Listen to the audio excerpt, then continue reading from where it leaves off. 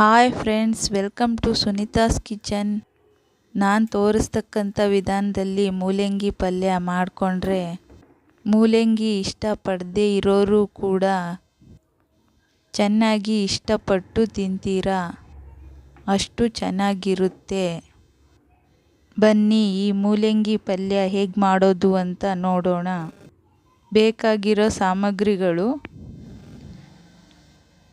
ನಾನಿಲ್ಲಿ ಸಣ್ಣಕ್ಕೆ ಹೆಚ್ಚಿರೋ 4 ಮೂಲಂಗಿ ತಗೊಂಡಿದ್ದೀನಿ.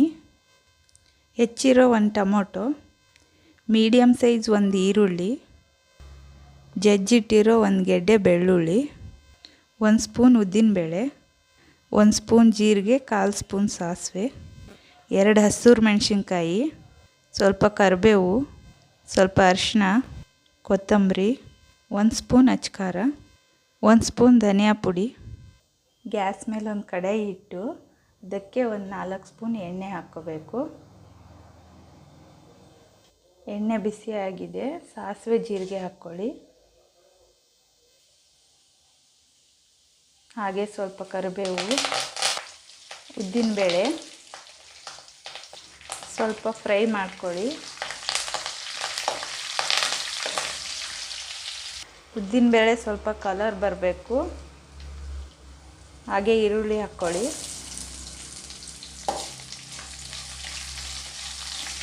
ಇದೆಲ್ಲ ಲೋ ಫ್ಲೇಮಲ್ಲೇ ಮಾಡಬೇಕು.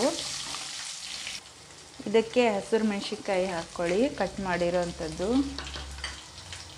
ಈರುಳ್ಳಿ ಸ್ವಲ್ಪ ಕಲರ್ ಬರೋ ಹಾಗೆ ಫ್ರೈ ಮಾಡ್ಕೋಬೇಕು. ಇದಕ್ಕೆ ಜಜ್ಜಿಟ್ಟಿರೋ ಬೆಳ್ಳುಳ್ಳಿ ಹಾಕ್ಕೊಳ್ಳಿ. ಬೆಳ್ಳುಳ್ಳಿನೂ ಸ್ವಲ್ಪ ಫ್ರೈ ಮಾಡಬೇಕು, ಕಲರ್ ಬರಬೇಕು ಅದು. ಇದಕ್ಕೆ ಟೊಮೊಟೊ ಹಾಕ್ಕೊಳ್ಳಿ. ಸ್ವಲ್ಪ ಉಪ್ಪು ಹಾಕ್ಕೊಂಡು ಕಲಿಸ್ಕೊಳ್ಳಿ. ಉಪ್ಪು ಹಾಕಿದರೆ ಟೊಮೊಟೊ ಬೇಗ ಬೇಯುತ್ತೆ. ಹಾಗೆ ಒಂದು 5 ನಿಮಿಷ ಮುಚ್ಚಿಡಿ, ಟೊಮೊಟೊ ಎಲ್ಲ ಸಾಫ್ಟ್ ಆಗಬೇಕು. ನೋಡಿ, ಟೊಮೊಟೊ ಎಲ್ಲ ಸಾಫ್ಟ್ ಆಗಿದೆ. ಈಗ ಮೂಲಂಗಿ ಹಾಕ್ಕೊಳ್ಳೋಣ.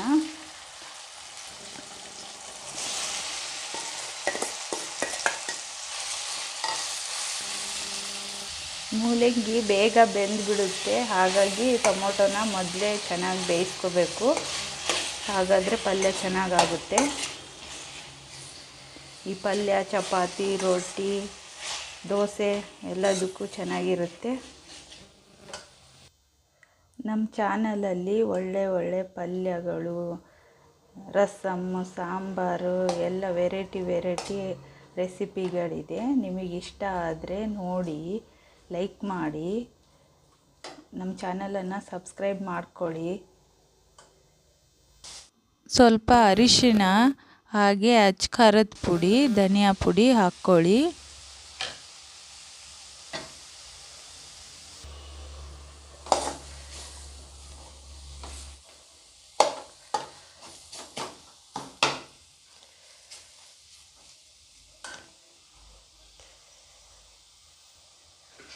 ಒಂದು 2 ನಿಮಿಷ ಮುಚ್ಚಿಡಿ.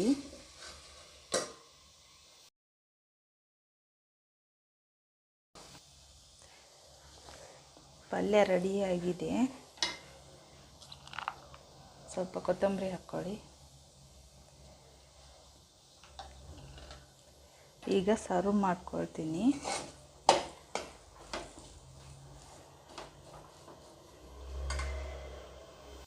ಪಲ್ಯನ ಒಂದು ಬೌಲಿಗೆ ಸರ್ವ್ ಮಾಡ್ಕೊತೀನಿ. ನೀವು ಕೂಡ ಒಂದು ಸಲ ಟ್ರೈ ಮಾಡಿ ನೋಡಿ, ತುಂಬ ಚೆನ್ನಾಗಿರುತ್ತೆ. ಚಪಾತಿ, ಪೂರಿಗೆ, ರೊಟ್ಟಿಗೆಲ್ಲ ತುಂಬ ಚೆನ್ನಾಗಿ ಬಂದಿದೆ. Thank you.